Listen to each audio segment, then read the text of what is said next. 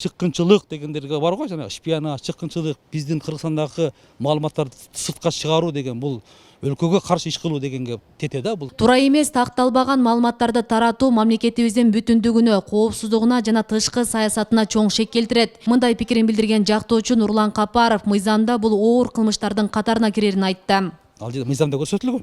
Ошол эле жанакы жазык кодексинде ошо көрсөтүп койгон. Ошого менимче улуттук коопсуздук кызматы тезинен туура реакция жасап, кылмыш козгоп, мындайлардын тизигин тартпасак, баягы дагы башка ушундай случайлар чыгышы мүмкүн да. Бул башка журналисттерге, ошондой телевидениелерге мындай сабак болот деп эсептейм. Буга чейин Next TV телеканалы Казакстандын коопсуздук кызматынын мурдагы башчысынын сөзүнө таянып, Кыргызстан Орусияга аскердик жардам көрсөтөт деген жалган кабарды социалдык түйүндө тараткан. Көп өтпөй министрлик жарандарды расмий булактардан алынган маалыматка гана ишенүүгө чакырып, жогорудагы маалыматты четке каккан. Бул маалымат бир гана Кыргызстандын ичинде эмес, жалпы дүйнө коомчулугунда чоң резонанс жаратты да. Анткени ар бир мамлекеттин позициясы бүгүн кылдын учунда турат. Ким кайсы тарапта деген чоң суроо бар да. Ошондуктан бул маалымат өтө чоң бир резонанс жаратты, суроо жаратты жана так эмес экендиги чындыкка чыкты да. Ошондуктан мындай калпыстыкка жол бергенден кийин албетте тийиштүү жоопкерчилик каралыш керек.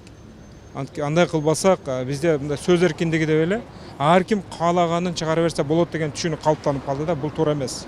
Кыргыз элине, Кыргыздын жокерлерине каршы чыккан биринчи ок атыны Кыргыз элинен чыгарып аткан Кактус медиа жабылсын.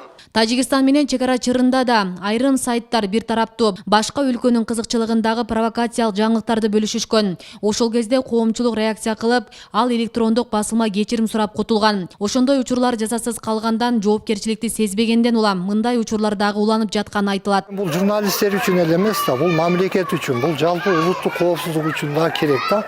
Муну ошон үчүн бул маселени азыр бийликтегилер тез аранын ичинде караш керек.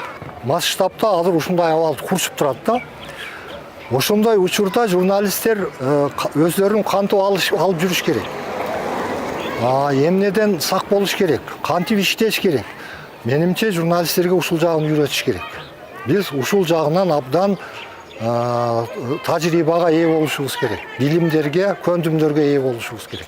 Анан өзүбүздү маалымат коопсуздугу, өзүбүздүн коопсуздугубузду дагы өзүбүз жакшы билишибиз керек. Ал ортодо УКМК Next TV телеканалына улуттар аралык кастыкты козутуу деген негизде кылмыш иши козгоп жетекчиси Талай Дүйшенбиев 48 саатка камакка алынды. Экспертиза бул маалыматта кастык козутуучу белгилер бар деп тапкан. Текшерүүнүн жүрүшүндө Next TV телеканалынын аракетинде улуттар аралык кастыкты козутуучу белгилер бар экендиги боюнча экспертизанын корутундусу алынды.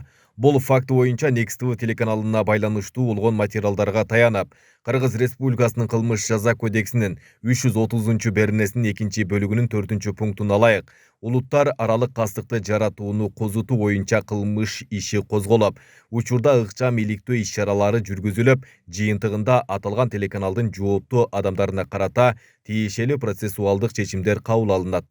Ал эми Next TV телеканалынын ээси Равшан Жээнбеков кылмыш иши негизсиз козголгонун айтып, канал маалыматты кайсы бир булакка шилтеме берүү менен тарата турганын билдирүүдө. Асель Садокова, Илимбек Турсунбай уулу, Регион телеканалы, Ош шаары.